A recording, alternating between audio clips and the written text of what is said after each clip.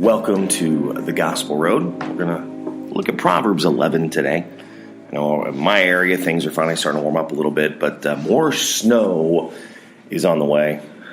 I had so many friends message me or even tell me, they're going, I'm so done with winter. Can it just be over? Summer will get here, and then they'll be, I'm so done with summer. Can it be over? We're just never happy. Isn't that the way it is? Nah, I know.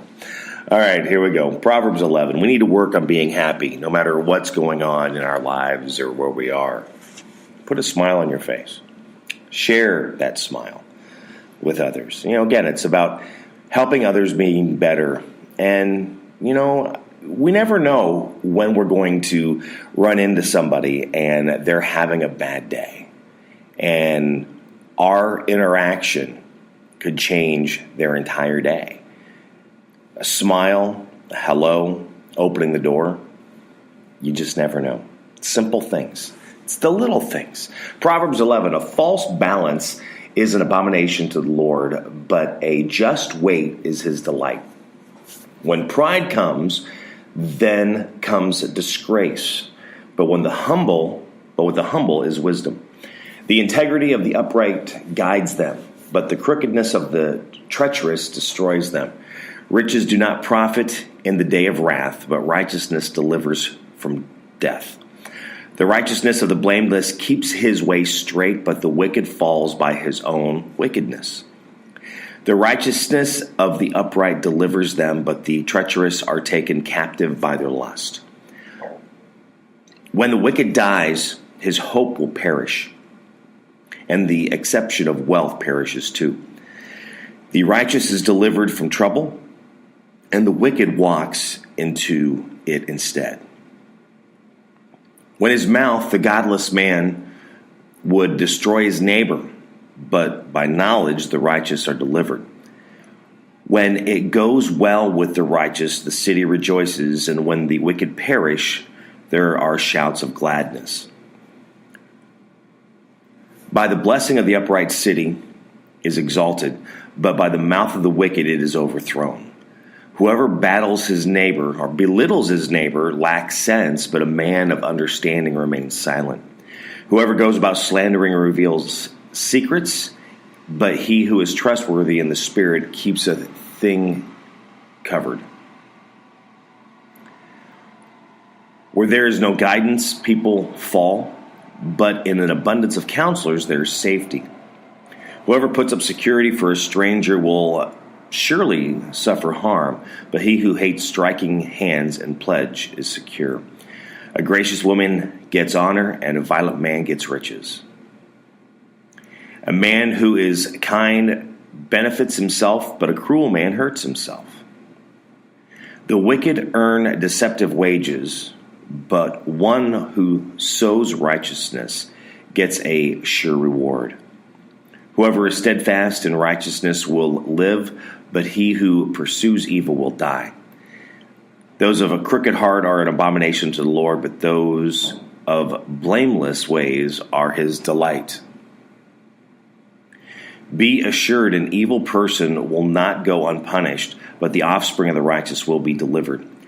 Like a gold ring in a pig's snout is a beautiful woman without discretion. The desire of the righteous ends only in good, the exception of the wicked in wrath. One gives freely, yet grows all the richer. Another withholds what he should give and only suffers want. Whoever brings blessing will be enriched, and the one who waters with himself be watered. The people curse him who hold back grain, but a blessing is on the head of him who sells it. Whoever diligently seeks good seeks favor, but evil comes to him who searches for it. Whoever trusts in his riches will fall, but the righteous will flourish like a green leaf. Whoever troubles his own household will inherit the wind, and the fool will be servant to the wise of heart. The fruit of the righteous is a tree of life, and whoever captures souls is wise. And if the righteous is repaid on earth, how much more the wicked and the sinner. Proverbs 11. Like I said, you really could take each one of these and really break them down to apply something to your life, to my life.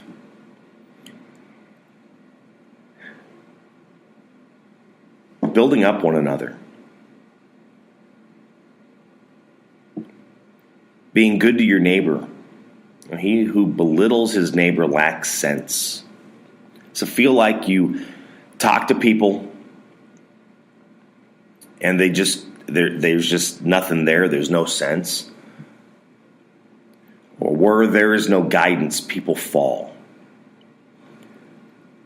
But in an abundance of counselors, there is safety. How many times when you're at work, you are not getting guidance from those around you, and you fail?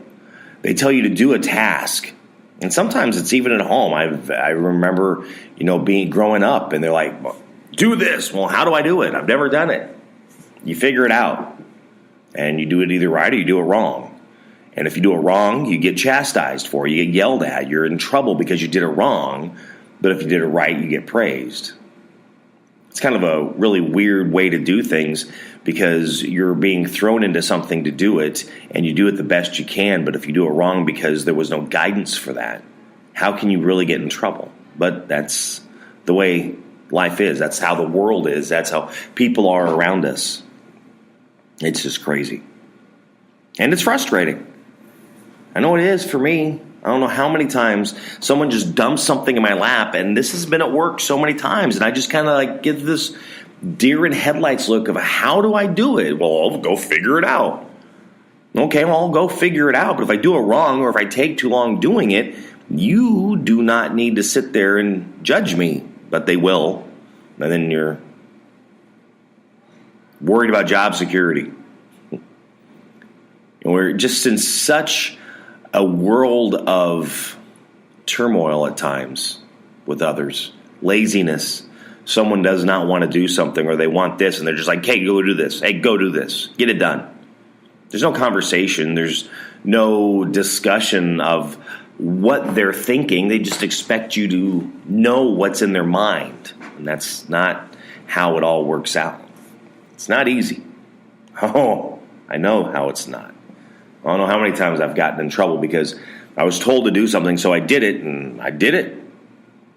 But it's not the way they wanted it done. You got to be careful with that. Again, we're here to build up and help others. We're here to guide. I'm here to guide others to be the best that they can be. If I'm going to guide them, I need to give them kind of like parameters when I'm giving them a task to do, when I'm asking them to do something. I know I was at the radio station the other day, and we're talking about an upcoming staff meeting for the on-air talent. And we're just having a couple things, and they were talking to me about how they had these years ago, but they haven't had them for a long time. But, they had a manager that would tell them one thing one week and then the next week say something totally different. I want you to do this, and the next week, I want you to do it this way. So he kept kind of like going back and forth, and I'm not him. I cannot answer for him. And sometimes all it comes down to is execution on how it was done. He wanted you to do X. This is what he wanted you to do, but for whatever the reason being, he couldn't. Or he's just had no clue. No, I'm not saying that. It's hard. It's really hard to guide others. One, if they're not willing to take the guidance. Or two, if you're not able to explain what you're wanting them to do. I remember in my example for them all the time is I had a program director years ago at a country station that I worked at. And I had my air check meetings. That's when we go in every week. It's basically a weekly review. Whatever we do on the air, we record. And back then it was a cassette tape. Is that aging me? So I'm in there, and he's listening to the tape. And I might have told this story before. I don't know. But he's sitting there, and just one day he just stops it. He goes, "You're doing something. It's driving me nuts. And if I hear it again, I'm going to throw this tape at you." Okay. But he couldn't pinpoint it. He could not figure out what that was. Well, it took about another month of going in there, and he finally figured it out. He figured out that what I was doing is when I was ending one of my breaks, when I was talking, over the ramps, over a song or going into a commercial break, I was going up at the end and not down. So I was not ending. I was not going, if you remember speech class, you go down at the end for a period because you're not asking a question or you're not continuing on with that conversation. You're not always sure where that's going to go or how it's going to go. You just kind of have to figure it out. But again, you might have something that's going on you cannot pinpoint. I know I've had things I can't pinpoint it, and it takes time and it takes patience. You have to be willing when you're willing to build up others, when you're willing to help them and guide them, counsel them, coach them to do the best, to be the best that they can, to be better. You have to have that patience to work through that even during those times of frustration or those times of annoyances that they're doing that you're not sure how to do that. I was actually doing one of the live shows yesterday, and during one of the interviews, we had one of the hosts, and I don't know if he had, eggs and, steak for breakfast or whatever it was, but, people sit there and they go, it's always like they got food stuck in their teeth. And he kept doing that. So when it was done, we're getting ready for the next interview, I just said, hey, you might want to be aware of this. And he was appreciative. But it's when you can find what that is that you can point out, but it's like, hey, this is what you're doing and we kind of need to stop. And, of course, I can be pretty direct at times. And, of course, when we don't have a lot of time in between, when you're at a radio station, it's pretty, hey, we're directing. You're being that director. You're giving them that direction, and it's very just to the point and move forward. And some people can be offended by that because it just rolls like that. It's not always the most pleasant when you hear from. And sometimes you feel like you're getting yelled at. I know I've been there. Oh, have I been there?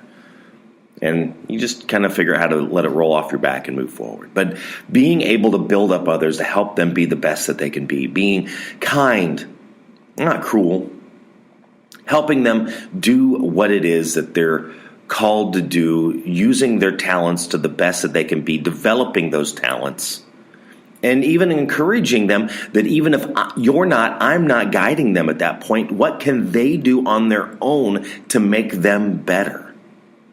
Because they need to want to be better.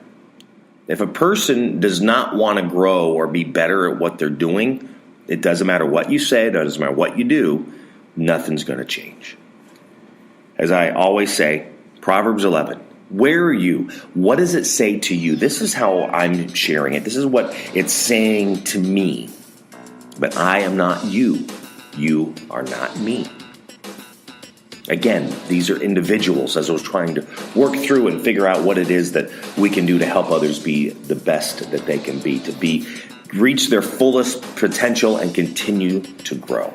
Proverbs 11. Thank you for listening to The Gospel Road. Have a great day. God bless.